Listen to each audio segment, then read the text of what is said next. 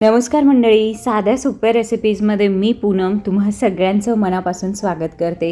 आज आपण बनवणार आहोत आवोकाडो टोस्ट।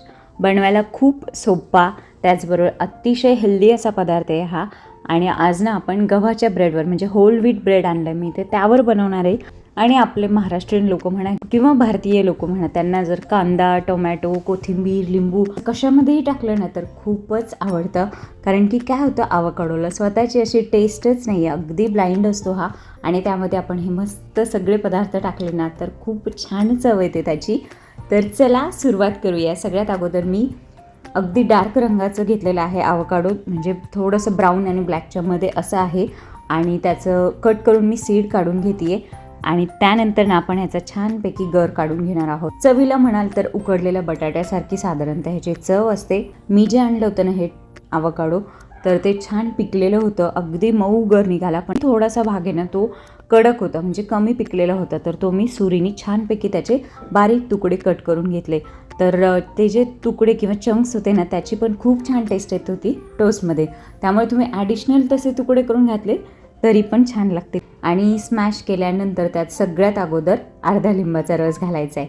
का? कारण की ते नंतर काळं पडू शकतं, म्हणून अगोदर रस ॲड करायचा आणि नंतर बाकीची तयारी करून घेऊयात।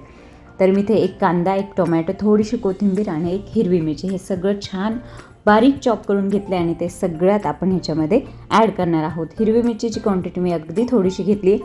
तुम्ही हिरवी मिरचीचं प्रमाण वाढवू शकता किंवा मग तुम्ही याच्यामध्ये ना लसूणसुद्धा ॲड करू शकता।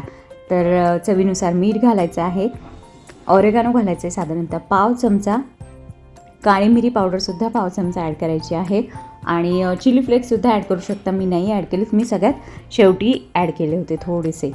छान मिक्स करायचं हे सगळं। आणि मी जेव्हा हे असं बनवलं आणि टेस्ट केलं मला वाटलं ह्याच्यामध्ये आणखी काहीतरी हवं आहे जे मस्तपैकी असेल, आणि म्हणूनच मी ह्याच्यामध्ये मॅगी मसाला आहे मॅजिक हा जो मसाला येतो ना तर तो 1 चमचाभर ॲड केला होता आणि सगळं छान मिक्स करायचं आहे। खरं सांगते या मॅगी मसाल्याची चव ना ह्याच्यामध्ये खूप छान येते मंडळी, त्यामुळे तुम्हीसुद्धा आठवणीने ॲड करा। सगळं एकदम मस्त मिक्स करायचं आहे आणि नंतर मी ते जो ब्रेड घेतला होता होल व्हीट ब्रेड तो छानपैकी बटर लावून तव्यावरती टोस्ट करून घेतला होता। तुम्ही टोस्टरमध्ये सुद्धा करू शकता। आणि ना या क्रिस्पी ब्रेडवरती आपण हा जो आवोकाडोचा स्प्रेड आहे तो सगळीकडे व्यवस्थित लावून घेणार आहोत। आणि मी ना एका ब्रेडवरती म्हणजेच एका टोस्टवरती पनीर किसून घेतलं होतं आणि एका टोस्टवरती चीज किसलं होतं।